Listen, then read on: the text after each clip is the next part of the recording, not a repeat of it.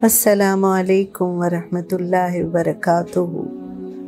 میرے چینل سنو کہانی میں آپ سب کا خیر مقدم ہے۔ قرآن کریم میں مختلف مقامات پر اللہ نے حقیقی واقعات بیان کیے ہیں جو ہمارے دل و ذہن پر اپنا اثر چھوڑتے ہیں۔ قرآن ہمیں ہمیشہ تاریخ سے سبق لینے کا درس دیتا ہے۔ سورہ اعراف کی آیت 176 میں اللہ تعالیٰ فرماتے ہیں فَقْصَصُ الْقَصَصِ لَعَلَّهُمْ يَتَفَكَّرُونَ، بس بیان کرو واقعات تاکہ لوگ غور و فکر کریں۔ یہ حقیقی واقعہ جو میں آپ کو سنانے جا رہی ہوں بہت عبرتناک اور لرزا دینے والا ہے۔ یہ واقعہ پاکستان کے جاگیردارانہ نظام کا منہ بولتا ثبوت ہے۔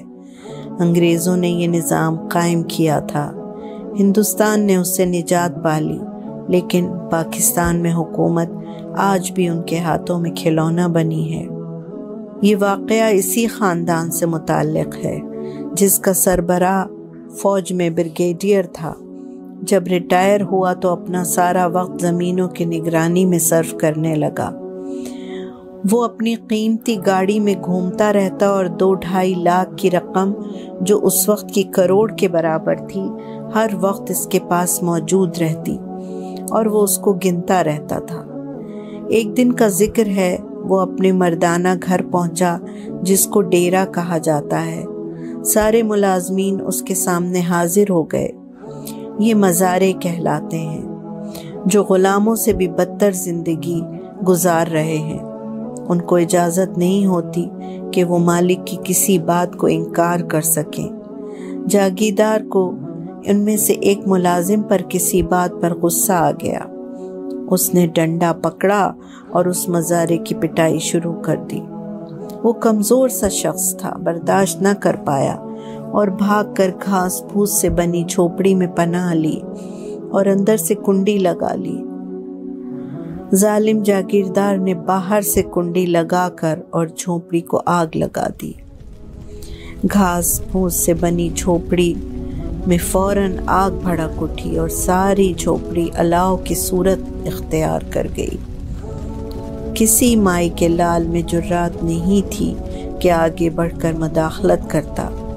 اس کے گھر والوں کو اطلاع ملی تو وہ لرزتے کانپتے اس حادثے کی جگہ پہنچے، روئے، گڑ گڑائے، جاگیردار کے قدموں میں گر گئے، لیکن اس ظالم پر کوئی اثر نہ ہوا۔ چنانچہ وہ غریب اسی جھونپڑے میں جل کر خاک ہو گیا۔ کس کی مجال تھی کہ ایک جاگیردار اور بریگیڈیئر کے خلاف کہیں فریاد کرتا یا قانون کا دروازہ کھٹکھٹاتا۔ کچھ دن تک آس پاس کے گاؤں میں سرگوشیوں میں اس واقعے کا چرچا ہوا اور پھر گہری خاموشی چھا گئی۔ اللہ کا کرنا ایسا ہوا کہ اس واقعے کے چند ہفتوں بعد ہی اس جاگیردار کے گھٹنوں میں شدید تکلیف شروع ہوئی۔ تکلیف اتنی زیادہ بڑھی کہ 1 انچ ہلنا ناممکن ہو گیا۔ ڈاکٹر، حکیم، ہومیوپیتھ ہر طرح کا علاج کروایا گیا، لیکن مرض بڑھتا ہی گیا جوں دوا کی۔ وہ چلنا پھرنا تو دور، اٹھنے بیٹھنے کے لیے بھی محتاج ہو گیا۔ اب ملازم ہی اسے بستر پر لٹاتے اور ملازم ہی ٹوائلٹ لے کر جاتے۔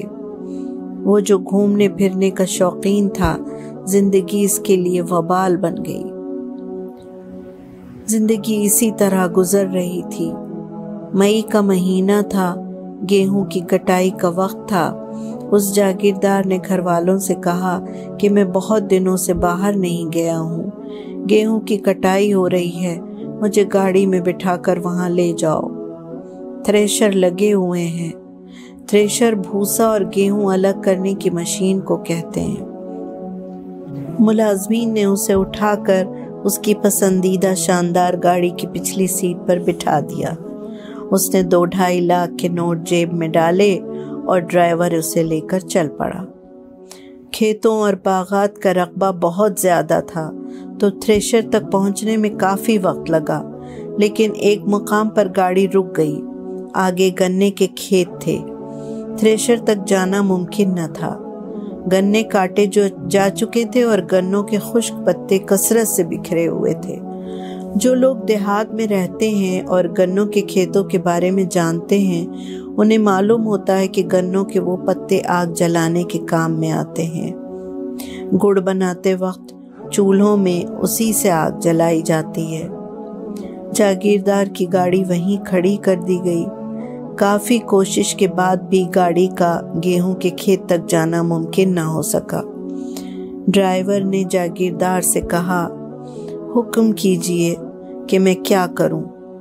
जागीरदार ने कहा, कोई बात नहीं, तुम जाओ, मैं गाड़ी ही में रहूंगा। एसी चल रहा है, मुझे कोई फर्क नहीं पड़ेगा। तुम जाकर देखो कि काम की रफ्तार कैसी है, कितनी गंदुम निकल आई, कितनी बाकी है। मैं तुम्हारा इंतज़ार कर रहा हूँ। मुझे सही सूरत हाल से आगाह करो। चुनाचे ड्राइवर चला गया। लोगों ने अंदाज़ा लगाया कि जागीरदार ने सिगरेट जलाई और माचिस की तीली गाड़ी से बाहर फेंक दी। मई का महीना था, गज़ब की धूप थी। गाड़ी के चारों तरफ गन्ने के छिलके बिखरे हुए थे। इन छिलकों ने आग का पुरजोश इस्तकबाल किया और देखते ही देखते गाड़ी के चारों तरफ आग के शोले रक्स करने लगे। 2-2.5 लाख रुपए कीमती गाड़ी के साथ वो जालिम जागीरदार जलकर हलाक हो गया। उसकी मदद करने के लिए वहाँ कोई मौजूद न था। लोगों का कहना है कि ये वही जगह थी जहाँ गरीब मज़ारे को झोपड़ी में बंद करके जलाया गया था। जुल्म की टहनी कभी फलती नहीं, नाव कागज़ की सदा चलती नहीं। इसी के साथ इजाज़त चाहूँगी।